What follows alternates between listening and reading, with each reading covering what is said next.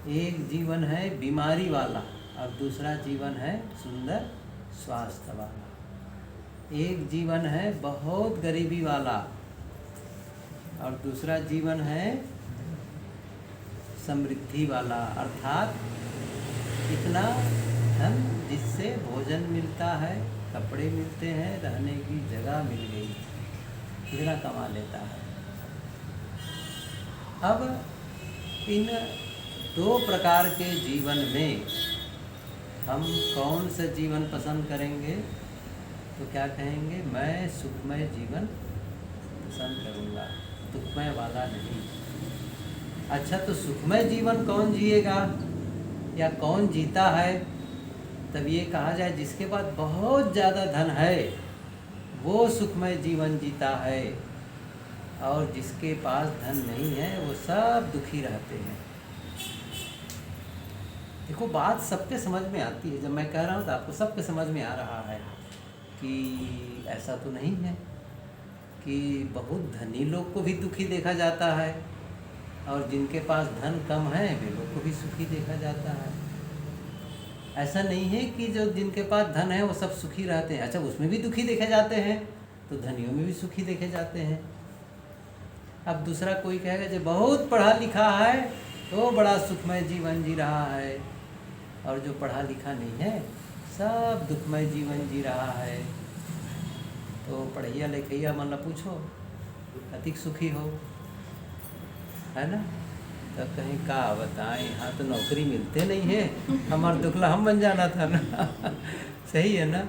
पढ़ने लिखने वालों का दुख है अलग है, बहुत तनाव में रहते हैं। ऐसा यदि होता तो पढ़े लिखे लोग आत्महत्या नहीं करते, धनी लोग आत्महत्या नहीं करते। और प्रसिद्ध लोग भी, जो बहुत प्रसिद्ध लोग हैं, जो जिसको बहुत लोग जानते हैं, सिनेमा में काम करते हैं, टीवी में काम करते हैं, ऐसे लोग भी आत्महत्या करते हैं। कल मैं 2 दिन पहले पढ़ रहा था पुस्तक में, मर्लिन मुनरो, एक 1920 से 50-60 के बीच की बात है, आसपास में, जब अमेरिका में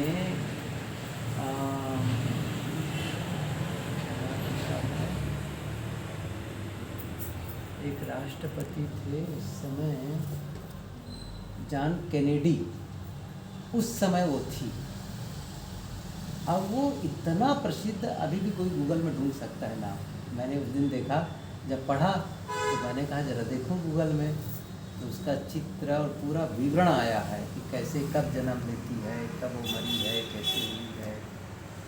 अब इतना वो तो मैं तो देखा तो उसमें सब वीडियो भी दिखाया था कि उनके कैसे वो बोल रही है, कैसी सुंदर है, क्या है, पूरी तरह से, मतलब उस समय उनके समान वहाँ कम से कम हॉलीवुड में इतनी सुंदर कोई एक्टर नहीं थी, एक्ट्रेस नहीं थी।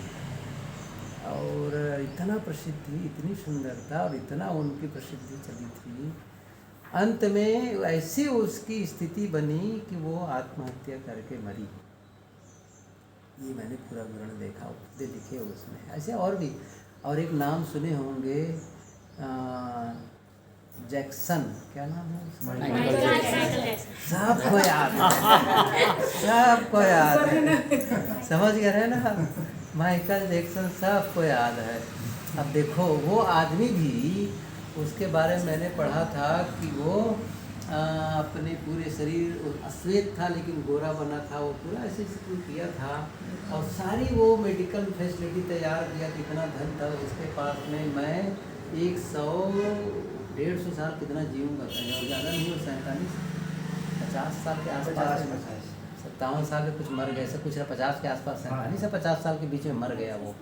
और कितने लोग की बॉडी, मेरे अमुक बॉडी शरीर का ये अंग खराब हो जाएगा तो उसके लिए एक आदमी रखे थे जिसको पैसा दिया करते थे। अच्छा, हाँ, डॉक्टर ही नहीं, आदमी तैयार किए थे। हाँ, इतना, और आदमी क्या हुआ देख रहा। मैं क्या कहना चाह रहा हूँ, अब तो संदेश साफ है। जो बहुत प्रसिद्ध लोग हैं, बहुत धन वाले हैं, वे लोगों को भी तड़प तड़प के मरते देखा गया है, देखा गया है। इसका मतलब है हमारे सुखमय जीवन का सीक्रेट, हमारे शांतिमय जीवन का आधार न तो धन है, न तो पढ़ाई लिखाई है, न प्रसिद्धि है। क्या है सुखमय जीवन का सीक्रेट और दुखमय जीवन का? एक ही चीज़ है, वो है सही समझ। जो आदमी समझ पूर्वक जीता है, सही समझ के साथ जीता है, वो कहीं भी रहेगा, सुखी जीवन जिएगा। और जिसकी समझ सही नहीं है, उसको चाहे जितना मिल जाए, चाहे जहाँ वो चला जाए, दुख दुख दुख। एक लेखक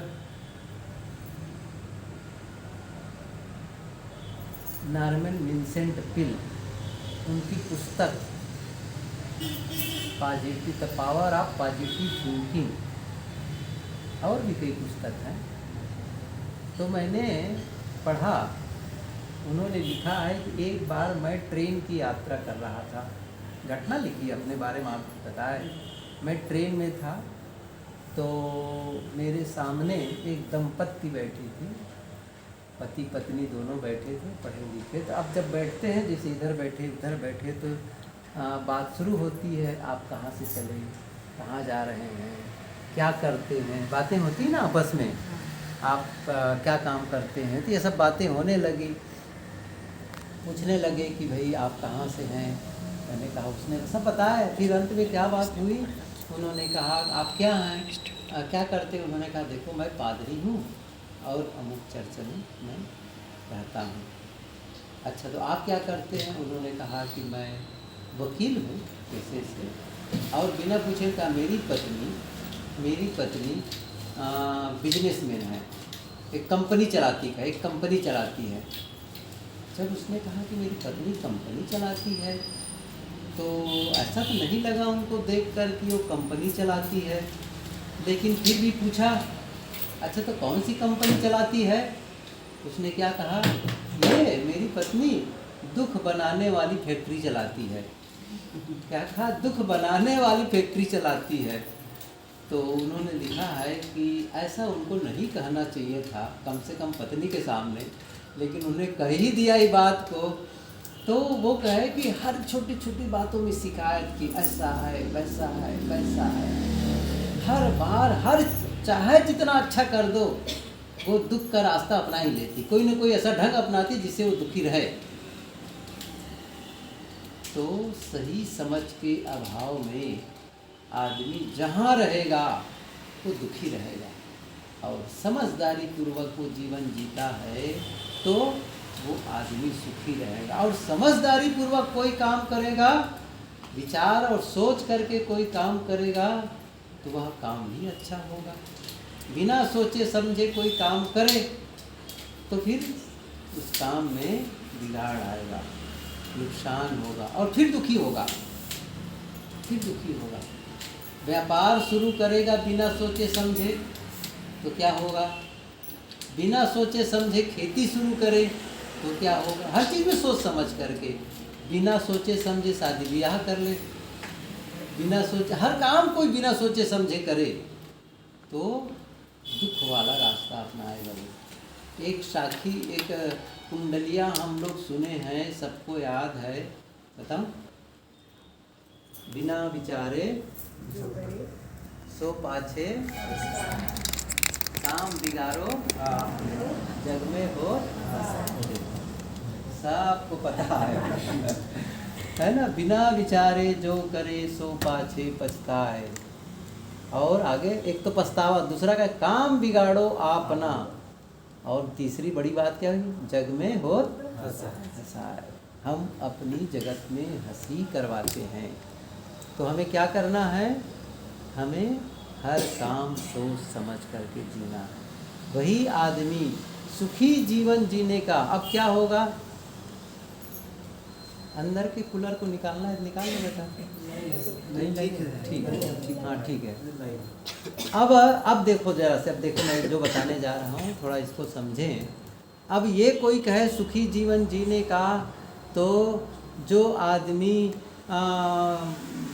बहुत ही शराब पीता है, गांजा भांग पीता है, गुटखा खाता है, तम्बाकू खाता है और नशा करता है, जुआ खेलता है, वो आदमी सुखमय जीवन जिएगा, ऐसा कोई कहे तो कितने लोग विश्वास करेंगे? सब के सब क्या कहेंगे? वो सुखमय जीवन जी ही नहीं सकता है। इसका मतलब आप जान गए ना, ये रास्ता कौन वाला रास्ता है? दुखमय जीवन वाला है। ये अपने आप पता चलता है। मैंने कहा ना, ऐसा थोड़ी है कि जो उपदेश कर रहा है वही भर जानता है।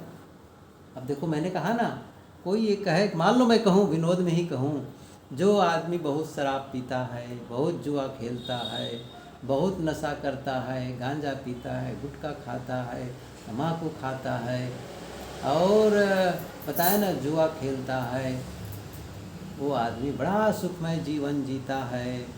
और मैंने कहूँ कि क्या कहते हैं उसको, वृंदावन बिहारी लाल की, हाँ बिल्कुल महाराज जी कह रहे हैं, बिल्कुल सही है सही है ना। अब बताओ, अब सब समझ रहे हैं, इसका मतलब है ये रास्ता गलत है। ये समझ में आ रहा है ना? तब इसका उल्टा क्या है फिर? जो ये नहीं करता, सीधी सी बात है, जो इन सबसे दूर रहता है, इसका अर्थ यही हुआ ना। अर्थात जो नशा नहीं करता, जो जुआ नहीं खेलता, या इसका और थोड़ा विस्तार दे दो, जो बहुत लड़ाई झगड़ा करता है, गाली गुप्ता देता है, कटु बोलता है, झूठ बोलता है, घर वालों से ही लड़ाई झगड़ा करता है, वो आदमी बड़ा सुखी रहता है, तब क्या कहेंगे? नहीं रहेगा। तब इसका उल्टा क्या हो गया? अब समझ में आया ना? अब इसका उल्टा क्या हो गया? इसका मतलब है जो लड़ाई झगड़ा नहीं करता, आपस में प्रेम से रहते हैं, जो मीठा बोलता है, एक दूसरे का सम्मान करता है, वो आदमी सुखी रहेगा। तो हमें ये भी पता है कि सुख वाला रास्ता कौन है, हमें यह भी पता है कि दुख वाला रास्ता कौन है। अब हमें क्या करना है? जो हम जानते हैं कि ये सुख वाला रास्ता है, उस रास्ते पर चलने का निर्णय लें। अब ऐसा नहीं है कि आज चलें और आज बस रिजल्ट आ जाए। जैसे आज आप बीज बो और ये कहो कि आम का बीज आज डाल दिए ज़मीन के नीचे और कल इतना बड़ा टोकरा लेकर जा रहे हैं। अच्छा, क्यों जा रहे हो जी? आज बड़े बड़े आम तोड़ने वाला हूँ। अच्छा, तो कल तो बीज बोया हूँ जी, आज तो मिलने वाला है फल। तो आप क्या कहेंगे? नहीं, ऐसा नहीं होता है। क्या होगा? बीज बो दो, इसमें समय लगेगा। समझ रहे हैं ना? इसका मतलब आज आप सही रास्ता चलना शुरू करो, आज सही रास्ता चलना शुरू करो और ये कहो कि आज बस सुख का भंडार आ जाए, बस सुखे सुख हो जाए। नहीं, बीज बो पहले, उसकी कमाई करो, उस फसल को, उसको बचाओ, उसकी रक्षा करो, सींचो और धीरे धीरे धीरे एक समय पक्का है वो आएगा कि आपको फल मिलेगा। क्यों? आपको पक्का पता है कि मैंने बबूल का बीज नहीं बोया है ना? और बबूल का बीज बोने वाला सोचे आज मैं बबूल का बीज बो रहा हूँ, 6 महीने के बाद मैं आम तोड़ने जाऊँगा, तो 6 महीने नहीं, 6 साल बाद भी नहीं मिलेगा। और सच कहो तो जीवन भर नहीं मिलेगा, क्योंकि बीज ही गलत बोया है, बीज ही गलत बोया है। तो हमें क्या पता हो गया? साफ पता हो गया कि ये रास्ता सुख वाला है, ये रास्ता दुख वाला है। पता हो गया कि नहीं हो गया है? अब हमें क्या करना है? तय करना है। सुबह उठ करके रोज़ तय करो, दुखमय जीवन कैसे, सुखमय जीवन कैसे होता है, और मैं क्या चाहता हूँ? मैं सुखी जीवन चाहता हूँ। तब क्या तय करना होगा? मैं बोलते समय ध्यान रखूँगा।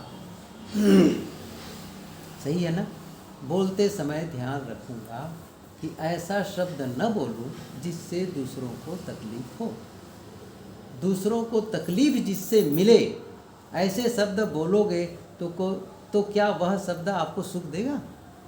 आप बताओ, जिससे आप दूसरों को तकलीफ दे रहे हैं, क्या वह कर्म आपको सुख देने वाला होगा?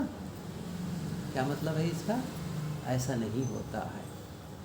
दूसरों को दुख देने के पहले आप अपने घर में दुख का बीज बो चुके हो। जब तक आप दुख का बीज नहीं बोओगे, दूसरों को दुख दे ही नहीं सकते हो। ये आप हमेशा समझो। दूसरों को दुख वही आदमी दे सकता है जो पहले अपने भीतर दुख का बीज बोएगा। और सुख का, दूसरों का सुख वो दे ही नहीं सकता है जो पहले वो खुश न रहे, सुखी न रहे। कैसे देगा? मान लो मैं कहता हूँ उस आदमी को 10 रुपया देना है, कैसे होगा? इसका मतलब है मैं 10 रुपया कमाया हूँ और 10 रुपया देने की मेरी चाहत है, उस खुशी से मैं देना चाहता हूँ। उसको मिला, खुश हुआ कि नहीं हुआ? सही है कि नहीं? तो जब मैं सुखी किसी को करना चाहता हूँ, किसी को अच्छे शब्द बोलना चाहता हूँ, तो इसका मतलब मैंने पहले ही काम कर लिया है अपना। और दुख वाला काम किया तो मैंने पहले ही दुख वाला काम कर लिया है अपने भीतर में। अब उसके बाद दूसरे को तो मुझे क्या करना है? ये सुख वाला रास्ता है। अब ये आप कहो कि कोई पढ़ा लिखा आदमी इसको समझेगा, कोई ज़रूरी नहीं है। हम सब, क्योंकि जीवन की पढ़ाई बिल्कुल अलग है, स्कूल की पढ़ाई बिल्कुल अलग है। जीवन में आप जी करके जानते हैं, देख करके जानते हैं, आपस में परिवार में रह करके जानते हैं। जब हमारे सामान को कोई बिना पूछे उठा लेता है तब हम तकलीफ़ होती है हमें। हमारे सामान को किसी ने चुरा लिया है। हम क्या चाहते हैं? मेरे सामान को कोई न चुराए, मेरे बिना पूछे कोई न ले जाए, यही चाहते हैं। हमारी दिली इच्छा होती है। तब मैं क्या जान गया? जीवन की पढ़ाई क्या है? तब मैं जान गया दूसरों को भी यही तकलीफ़ होती होगी कि जीवन पढ़ा रहा है कि नहीं पढ़ा रहा है। क्या पढ़ा रहा है? मेरे सामान को कोई उठाता है मुझे तकलीफ़ होती है। इसका मतलब है दूसरे का भी सामान कोई उठाए तो उसे भी तकलीफ़ होती है। तब मुझे क्या समझ गया? मैं भी दूसरे के सामान को बिना पूछे ना हटाऊं। समझ में आ गया? कौन पढ़ाया? जीवन ने पढ़ाया, स्कूल ने नहीं पढ़ाया। जब कोई मेरा अपमान करता है तब मैं दुखी हो जाता हूँ या दुखी हो जाती हूँ, परेशान हो जाती हूँ। जब कोई मुझे कटु बोले तो कटु शब्द कोई बोलता है, मुझे अच्छा नहीं लगता, मुझे पसंद नहीं है कि मुझे कोई कटु बोले, मेरा कोई अपमान करे, ये मुझे पसंद नहीं है। ये समझ में आ गया? तो समझ में जब आ गया तो इसका मतलब दूसरे को भी नहीं अच्छा नहीं लगता है। अब जीवन क्या पाठ पढ़ा रहा है आपका? आपको क्या जीवन यही है ना? आपका जीवन क्या पाठ पढ़ाया? इसका मतलब है दूसरों को भी मुझे तकलीफ़ नहीं देना है। ऐसे शब्द नहीं बोलना है जिससे उसका अपमान हो, जिससे उसको तकलीफ़ हो। देखो कितना पढ़ा रहा है जीवन। अब जीवन को पढ़े ही ना, अच्छा पढ़े, ऐसा नहीं कि वहाँ से शिक्षा नहीं मिल रही है, हम ध्यान ही नहीं दे रहे हैं। जैसे कोई स्कूल में एक शिक्षक स्पीच दे रहा है और एक विद्यार्थी सो रहा है या उधर ध्यान नहीं, खिड़की के बाहर वो झांक रहा है। अच्छा पढ़ा तो रहा है, समझ रहे हैं, पढ़ा तो रहा है। अब ध्यान न दो तो शिक्षक की गलती नहीं है ना, किसकी गलती है? पढ़ने वाले की। सही है ना? अच्छा उसी में से बहुत सारे विद्यार्थी समझ रहे हैं शिक्षक की बात। ऐसे ही जब जीवन पढ़ाता है ना हमको तो हम ध्यान नहीं देते हैं जीवन को। मैंने उदाहरण दिया ना, ध्यान, जैसे चोरी की बात बताई, कटु बोलने, अपमान करने, ये सब बातें बताई। जीवन तो पढ़ा रहा है, अब ध्यान नहीं दिए। लेकिन कुछ लोग हैं जो उसको पढ़ करके समझ रहे हैं। अब क्या कर रहे हैं? नहीं, अब ऐसा मुझे नहीं करना है, अब ऐसा मुझे नहीं करना है। ये जीवन पाठ पढ़ा रहा है। मुझे भी अपने जीवन को इसी रूप में पढ़ना है।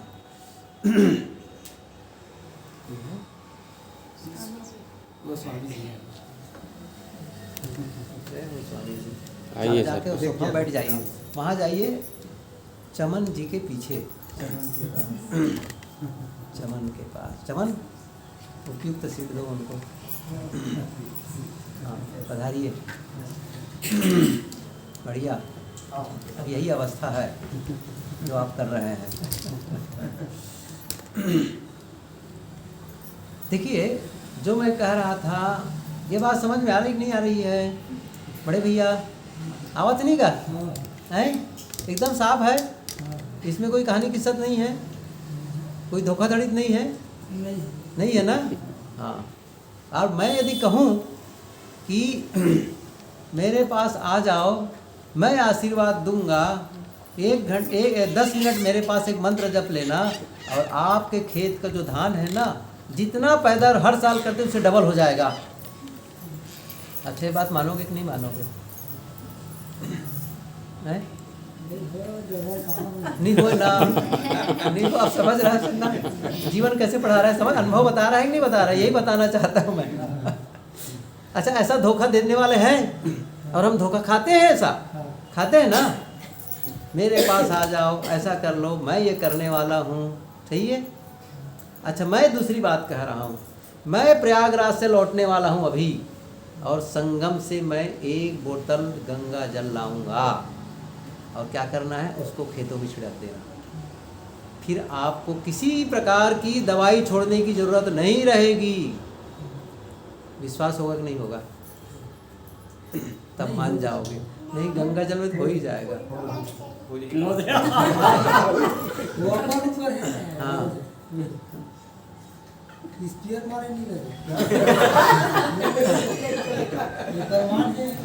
नहीं तो एक बात कहता हूँ, 1 बोतल जल तो बड़ा सरल है लाना, उसने में ज़्यादा खर्च नहीं लागे। जा करके 1 बोतल ले और सबको बांट दो, आसपास कितना एरिया है, हजारों रुपया बच जाएंगे। समझ गए ना? तब तो फिर बिना जल की भी साधन करवे थे, है नहीं? साधन कोई करेगा कुछ नहीं? हाँ, 2 आदमी करे। अच्छा, ठीक है। तो सीख ले होकर से। दवा मारते नहीं करे। हाँ, नहीं, ठीक है। बहुत जानवर किसान करते हैं। देखो, वो एक अलग पद्धति जो आप कह रहे हैं, वो अलग पद्धति, उसको कहते हैं ऑर्गेनिक, उसकी अलग पद्धति है। ये बात सही है, लेकिन उसका सिस्टम अलग है। फिर केवल वही चीज़ नहीं है, फिर केवल एक ही चीज़ नहीं है। आपको फिर खाद भी छोड़ने की ज़रूरत नहीं है, उसका अलग ही तरीका है, फिर अलग ही ढंग से होगा। फिर ऐसा है, आपको यदि पता करना हो तो सूरत आ जाना, विवेक ले जाएंगे और ऐसी जगह ले जाएंगे जहाँ गन्ना पैदा कर रहे हैं, अन्न पैदा, सब कुछ पैदा कर रहे हैं बिना खाद और बिना दवाई के। खाद डालेंगे लेकिन उनका खाद अलग है। ये कंपोस्ट वाले जो केमिकल वाला खाद नहीं डालेंगे, ये जो पेस्टिसाइड है वो नहीं डालेंगे, उनकी दवाई अलग है। बिल्कुल नेचुरल ढंग से डालेंगे वो लोग, वो आपको नुकसान नहीं करेगा, वो अलग है। तो वो साधना नहीं है, वो एक सिस्टम है। समझ रहे हैं ना? वो साधना नहीं है, वो सिस्टम है। वो सिस्टम लागू करेंगे तो आप भी कर सकते हैं, कोई भी कर सकता है, तो वो अलग चीज़ है। चलो ठीक है, लेकिन जीवन का पाठ के बारे में मैंने जो बातें कही, ये बात तो बिल्कुल साफ हो रही है कि नहीं हो रही है? हम सभी समझ रहे हैं कि कौन दुख वाला है और कौन सुख वाला है। अब हमारे ऊपर निर्भर करता है कि हम दुख वाला अपनाएं कि सुख वाला अपनाएं। हम सब पर निर्भर करता है। हम न करना चाहे बात अलग है, समझ तो आ रही है कि हमको क्या बोलना है, क्या करना है और क्या सोचना है। ये सारी बातें समझ में आती है। इसलिए हम सबको ये ध्यान रखना है कि मैं वह बात करूं, वह शब्द बोलूं, वैसा काम करूं जिससे मैं भी दुखी न रहूं, मैं सुखी रहूं, दूसरा भी दुखी न रहे और दूसरे लोग भी सुखी रहे। चाहे वह परिवार की बात हो, चाहे वह दुकान की बात हो, चाहे वह विद्यालय की बात हो, चाहे अस्पताल की बात हो, चाहे आप ट्रेन में यात्रा कर रहे हो, बस में यात्रा कर रहे हो, कहीं भी रहो, कहीं भी रहो, सब जगह काम आने वाली चीज़ है। चाहे मेला ठेला में चले जाओ, वो सब जगह काम आने वाली चीज़ है।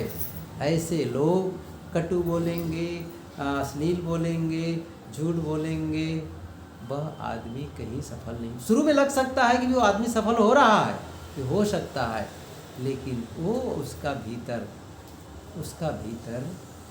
कारगर नहीं होगा। हाँ, बैठो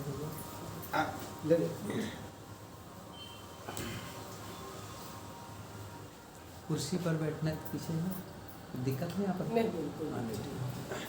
वैसे हमारे मन की कथा पूरी हो गई है, लेकिन ठीक है आप आए हो तो बात इतनी सी हम लोग कह रहे थे आपस में कि कबीर साहब जी ने जो रास्ता बताया है, या संत लोग जितने भी संत हैं वो रास्ता बताए हैं वो और रास्ता हमारे जीवन के बारे में बताए हैं कि भाई एक जीवन वह है सही तरीके से जीने का, दूसरा जीवन है गलत तरीके से जीने का।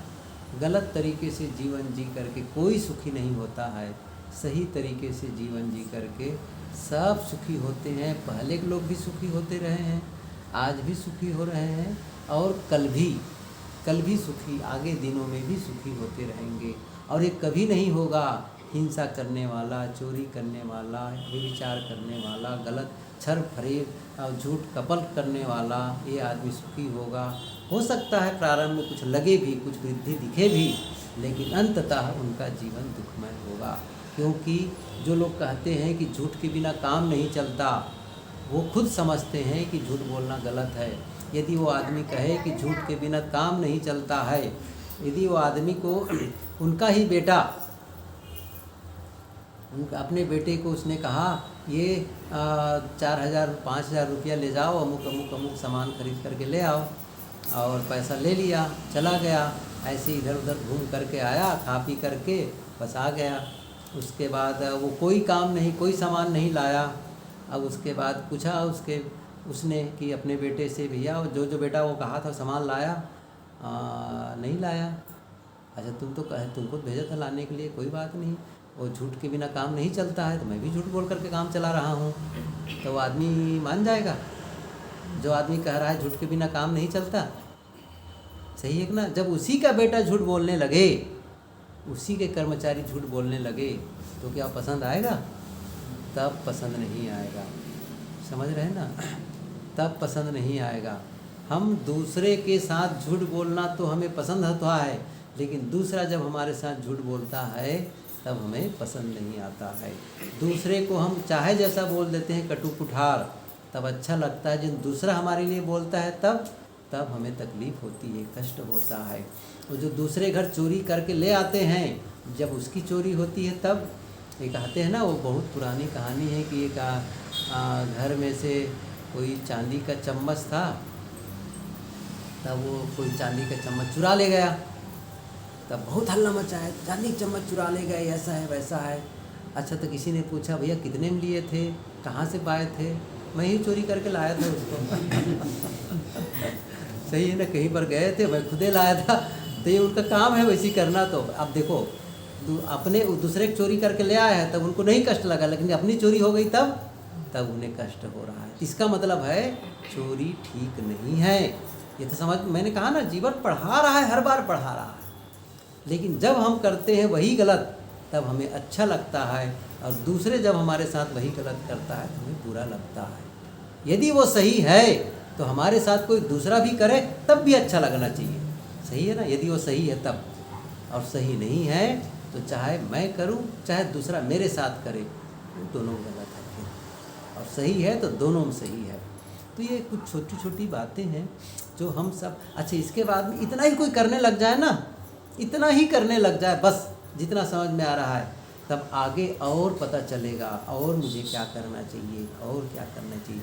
फिर अभी अंदर वाली बात अलग है। वो जो आप सोचते हैं ना, अभी मैंने बोलने की बात कही, अभी करने की बात कही, सबसे महत्वपूर्ण है अंदर जो आप सोचते हैं वो और थोड़ा सा सूक्ष्म है, और वही ज़्यादा महत्वपूर्ण है। सही कहा जाए तो वही ज़्यादा महत्वपूर्ण है।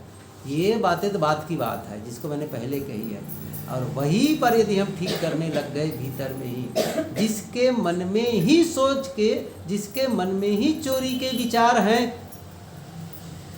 चोरी नहीं भी कर रहा है तो भी चोरी कर रहा है अंदर अंदर में, और एक दिन चोरी हो ही जाएगी उससे। और जिसके मन में चोरी के विचार उठते ही नहीं है वो आदमी चोरी नहीं करेगा। जिसके मन में ही कटुता नहीं है, जिसके मन में ही वो किसी को छल कपट करने का भाव ही नहीं है, वो आदमी नहीं करेगा। और जिसके मन में अंदर अंदर चल रहा है कैसे धोखा दूँ, कैसे छल कपट करूँ, कैसे उनका अपमान करूँ, अंदर अंदर चल रहा है, तो एक दिन वो कर देगा, वो प्रकट हो जाएगा। इसलिए आदमी, सही आदमी तो वही है, बताओ, सही आदमी तो वही जो भीतर संभालता है, अंदर को संभालता है। और जिसने संभाल लिया, क्योंकि देखो दोनों बातें इसलिए है कि हम जो क्या सोचते हैं इसको दुनिया वाले नहीं जानते, क्या करते हैं वो पता चलता है लोगों को। अच्छा, मैं भले अच्छा सोचूं और मेरे मुंह से कटु निकल गया तो मैं कहूँगा मेरे मन में तो अच्छे विचार था लेकिन मुंह से कटु निकल गया, ये कुछ मतलब नहीं है। फिर दूसरे लोग क्या जज करेंगे, तुमने कटु बोला है, बस मन में चाहे जो हो, सज़ा उसकी मिलेगी। सही है ना? अच्छे विचारों के इनाम नहीं मिलेगा, कटु का मिलेगा। अब चोरी, मैं तो चोरी मेरे मन में ही थे ना, पता नहीं कैसे चोरी हो गई, कैसे किसी की हिंसा हो गई, ये नहीं चलेगा। तुमने किया उसका परिणाम दुनिया वाले देखेंगे, अंदर वाले को परमात्मा देखता है, आपके भीतर आत्मा बैठा वो देखता है। और ये भी सच है, पहले वो आता है भीतर तब बाहर निकलता है, ये भी सच है। मतलब हम छिपाना तो चाहते हैं कि मेरे मन में तो ऐसा नहीं था, वैसा हो गया, लेकिन भीतर वाला क्या कहता है, पहले तो था ही, और मैं पहले ही रोक रहा था। आपको अंदर वाला क्या कर रहा है, मैं पहले ही रोक रहा था, ये गलत है। क्योंकि हर आदमी कोई गलत करने लगता है तो अंदर पहले रोकता है, अंदर से आवाज़ आती है ये गलत करने जा रहे हो, लेकिन उसको दबा देते हैं, उसका गला घोट देते हैं, फिर भी करते हैं, और अंत में क्या होता है, फिर हम करते हैं और वो नुकसान करता है। इसलिए इन बातों को ध्यान में रखें तो अंदर जो सोचते हैं वह, बोलते हैं वह, और करते हैं वह, इन तीनों से हमें वही करना है जिससे हमारा जीवन सुखमय हो, ना हम दुखी रहें, ना हमारे संपर्क में आने वाले हमसे, हमारे दूसरे के दुख का माध्यम मैं न बनूं, दूसरा दुखी हो उसका कारण मैं न बनूं। अब वो उनका जीवन है, दुखी होते तो उनका विषय है, लेकिन वो दुखी होते हैं इसका कारण मैं बनूं तो फिर इसकी सज़ा मुझे मिलेगी, मुझे नहीं करना है। ठीक है, ये कुछ बातें थी मैंने कह दी, यहीं पर हम लोग विराम लेते हैं। अब किसी को भजन गाना है तो गाएं, हम सुनने को तैयार हैं।